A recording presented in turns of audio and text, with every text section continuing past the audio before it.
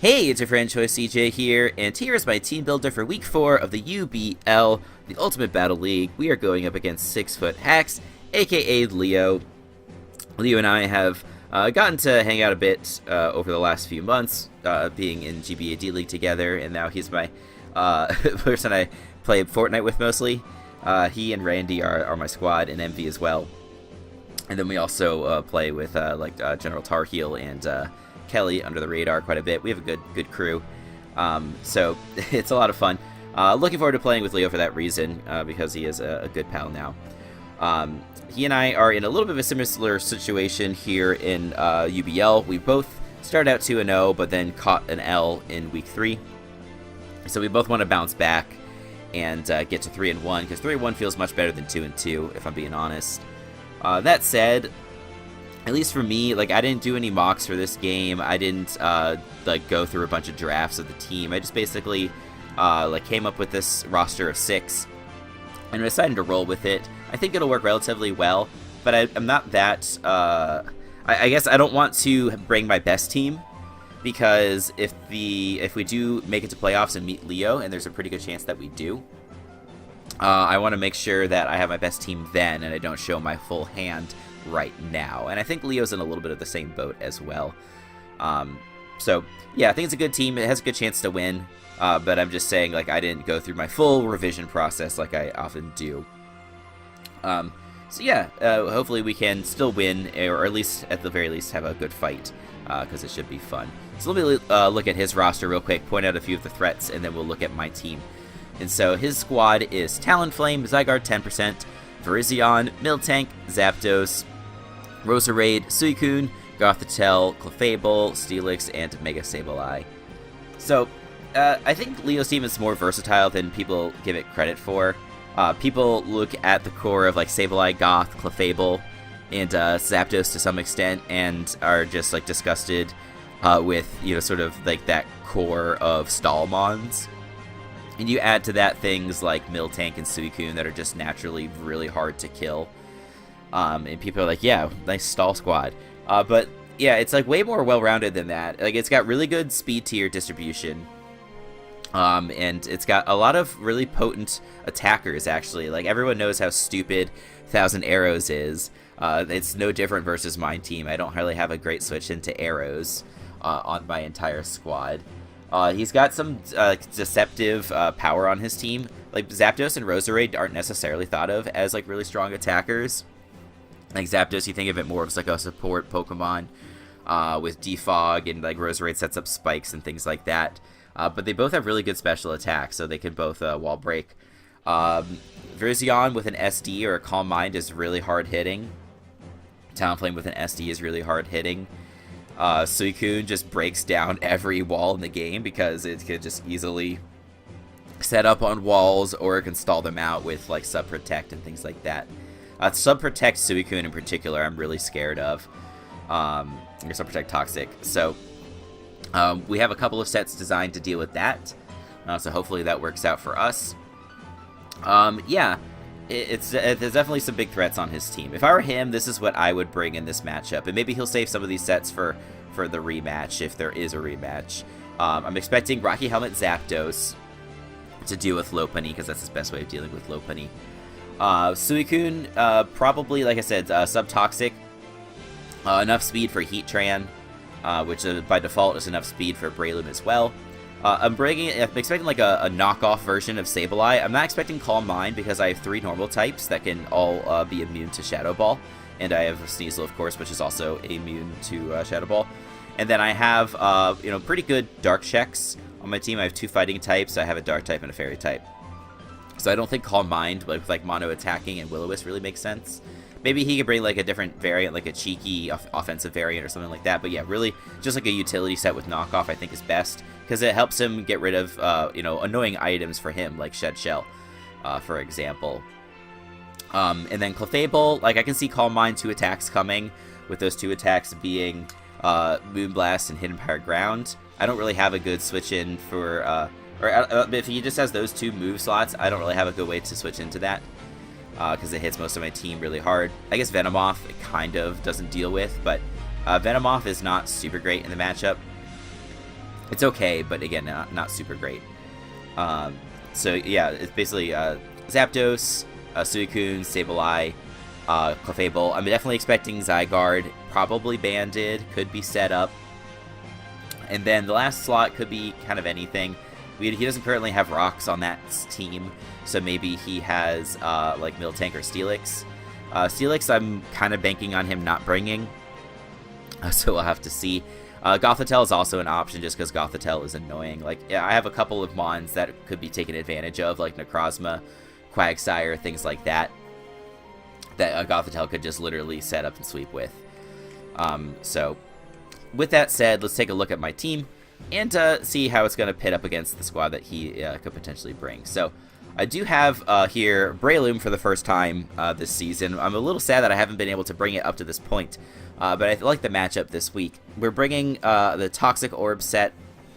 This is inspired by Jolt in his GBA Season 8 run when he went up against PokeAim MD's Zygarde 50%. And so it's a physically defensive bulk up Breloom. And so the reason that I like this set is, yeah, it helps me deal a little bit with Zygarde. If he's like a setup variant, like plus 1,000 arrows does like 33% max to Breloom, which is not a lot. Outrage does a shitload. It does like 80%. But like I can take advantage of Outrage relatively well on my team. I've got 2 resists, one of them being an immunity, which is nice. If he wants to set up, I can potentially set up alongside it. And I also have like pretty good recovery. Like if he wants to be banded, if he's a banded set, I can pretty easily like switch into something, get recovery, and if I need another turn of recovery, I can click protect to get that extra HP back. So that's pretty nice. So the moveset, or like the attacking moves, is Bullet Seed and Facade. Facade hits like everything really hard on his team, except for Sableye and I guess Steelix. And then Bullet Seed, like, you don't necessarily see Bullet Seed all that often on Poison Heal sets because it doesn't get the Technician boost. But the reason that I like Bullet Seed is for Suicune mainly. So this Breloom can set up pretty well on Suicune sets because like Scald, even with a few boosts, isn't going to be doing that much damage to Breloom right away. And like I said, I can get a lot of recovery quickly with Toxic Orb, and then I can go for Protect to get another 12% the next turn. And then Bullet Seed has two good things versus Suicune. One, it has 48 PP, so it's going to be very hard for him to stall it out. And then secondly, because it does hit at least 2 times, you know, and potentially more than that, we should be able to hits, like break a substitute and then land additional hits. So if we get to at least +1, if he is like a max speed, max HP variant, he doesn't have to be literally max speed. He probably just needs enough speed for like the Diggersby and Heatran. But if he has, you know, very minimal defense investment, it's likely that that first Bullet Seed will be enough to break the sub. And so we get like basically a guaranteed hit with a second Bullet Seed, and potentially more if we get more Bullet Seed hits in return. So it was, you know, pretty strategic, I think, to go with Bullet Seed over Seed Bomb. I think it's definitely the better option given his team. But yeah, Breloom, you know, it doesn't beat his entire team. This Breloom is very easily dealt with by Talonflame and Zapdos in particular. And it can also get one-shot by Roserade. But otherwise, like, this applies a lot of pressure to his team. It can set up in front of Sableye because Sableye cannot burn us. And we can do a lot of damage to it with Bullet Seed. It does pretty well versus Miltank. Does well versus, yeah, just a ton of stuff. So really nice set this week. I'm already going so slow. It's been 9 minutes. I have 5 months to go. Then we have a Sneasel with Eviolite. So this is kind of my, how do you say, like my failsafe versus Zygarde 50, or Zygarde 10% rather. So here's the thing, like there's a little bit of mind games going on here, right? So if I have my Sneasel, the Ice Shard from Sneasel versus a potential Zygarde is really obvious. And so for that reason, like say he's a Dragon Dance Zygarde with extreme speed, like he should want to go for extreme speed versus my Sneasel instead of something like 1,000 Arrows, because that extreme speed can out-prioritize my Ice Shard, and that way he can be able to kill me while not taking big damage in return. So with this set, we only take like 55% from +1 E-Speed. So we can come in and even take rocks damage and be able to live.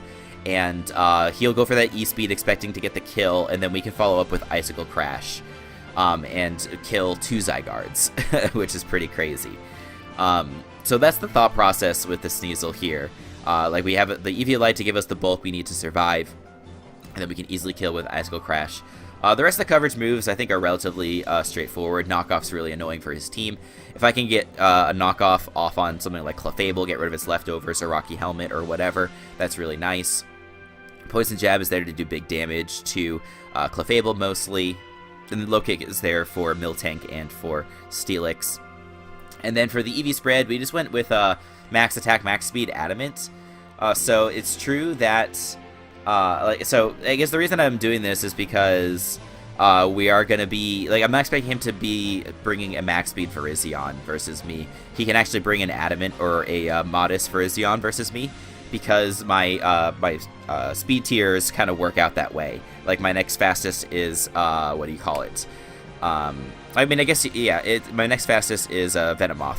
So he can run an attack boosting nature. So that's really the only other thing that I need to outspeed with Sneasel. Like, versus the Zygarde, like I said, like, Extreme Speed's probably going to be his move of choice. And so that doesn't really matter. Like, my speed stat doesn't matter versus Extreme Speed. So that's what I'm thinking there.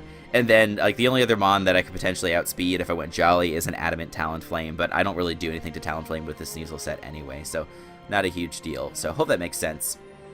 Next up, we do have Shed Shell Heatran with a kind of funky Eevee spread. So this Eevee spread has, I guess, 2 main functions. The HP and defense investment allows me to take the combination of Brave Bird plus Natural Gift Ground from Talonflame, or alternatively I could switch in on Rocks and then take Natural Gift Ground. And then the attack investment is there to one-shot a max HP Talonflame from full, or to do 50% to it if it's roosting. And then the speed is enough to outspeed a no-speed Roserade. I doubt that he'll bring a no-speed Roserade if he does choose to bring it, but potentially, we're going to outspeed that. And then we can outspeed other things. Like we outspeed Gothitelle very easily if he doesn't have like max speed investment. We outspeed a no-speed Suicune, but like I said, I think he's too smart to not pack any speed investment on his Suicune. Taunt and Toxic. Like, Taunt is for just preventing Clefable from doing annoying stuff after I trap it with Magma Storm. And then it's also useful potentially versus Suicune if I don't want to get abused by that too badly. And then Toxic is there for Coon and anything else that could be annoying versus on his team, like Miltank, Zapdos, etc. And so I need to be really careful with this Mon. This isn't really my response to Sableye, but if Sableye does pack Knockoff, I don't want to leave my Heatran in versus a knockoff Sableye, because it could get rid of my Shed Shell, and then it becomes bait for Gothitelle. So that's the one thing I'm going to be really careful of with this Heatran set. But otherwise, yeah, I think it's solid versus the majority of his team. It's my check to Talonflame, my check to Roserade, my check to Clefable especially. Clefable is really scary versus my team. So yeah, that's the thought process with the Heatran. Next up, we have a pretty spicy Druddigon set, if I do say so myself. So Stealth Rock, Gunshot, Dragon Tail, Facade with Adamant Nature and 140 speed EVs. So the 140 speed EVs outspeeds a no-speed Gothitelle. And it also outspeeds Clefable by like 6 points.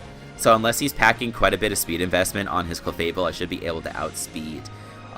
Versus a physically defensive Clefable that's not packing Kebia Berry, Adamant Acid Downpour does 98% minimum.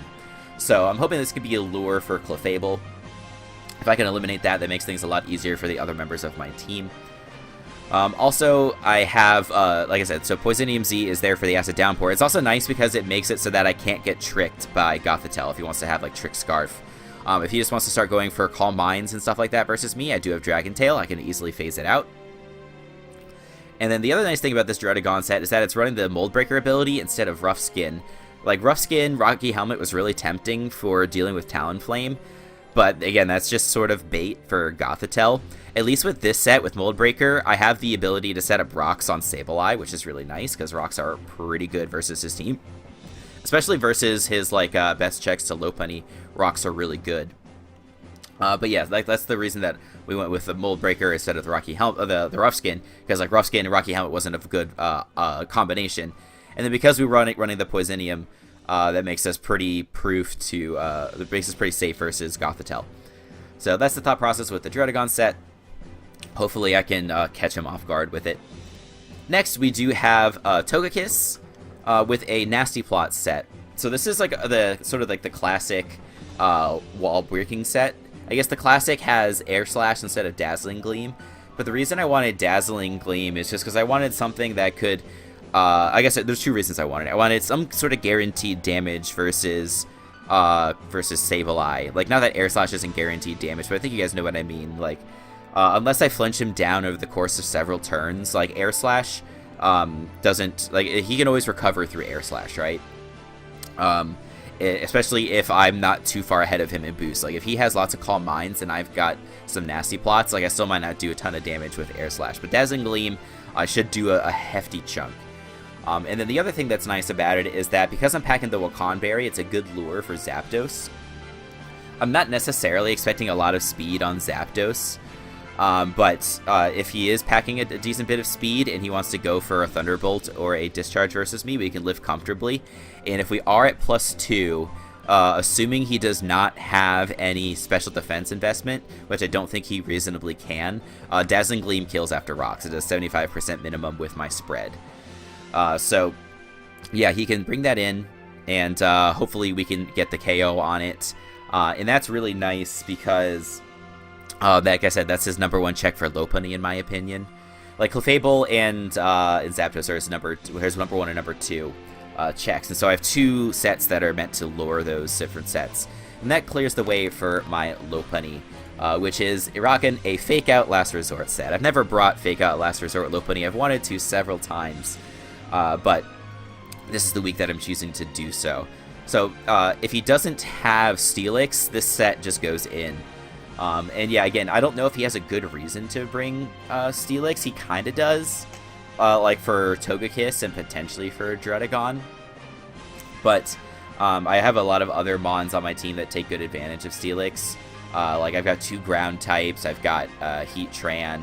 Heliolisk has good coverage for Steelix with Surf, so, and like Breloom kind of takes advantage of it as well. Yeah, and Lopunny normally, if it has fighting coverage, also takes a good advantage of Steelix. So, like, there's some reasons to bring it, but there's more reasons to leave it at home, if that makes sense. So, if that's the case, yeah, then Fake Out Last Resort is unresisted. It does like 51% min to Fizdef Zapdos. It does like 56% minimum to Fizdef Clefable. So if I get enough chip on his team, then I'm looking to be in really good shape. And I think the team that I've brought is well equipped to do just that. Because, yeah, like, if I get the chip on his different checks, that'd be really nice. It's just the only question will be if Steelix comes. If Steelix comes, then I need to get Togekiss in there to do enough damage with Dazzling Gleam. Like, if I can weaken it enough. And then even if Togekiss goes down, like, I can potentially pressure it with what do you call it, Sneasel or other things like that. So that's the hope. So with that, that's our 19-minute team builder. That's the longest team builder I've done in quite a while. But I hope you guys understood the thought process and enjoyed it. Battle is going to be going up sometime on Saturday, probably in the afternoon, like 4 p.m. or so, just because I'm going to need some time to record and edit it and things like that. And I might need some help recording it, as I have these last few weeks as well. It's going to be a really great matchup. Really looking forward to it. So yeah, make sure you tune in for that. Make sure you check out Leo. I'm sure you guys are already familiar with this channel, but in case you aren't, definitely go check him out. Make sure you check out all the other fantastic coaches in the UBL as well. So thank you guys for watching. Make sure you check out the channel for other gaming Pokemon content. And until the next time, I'll see you guys later.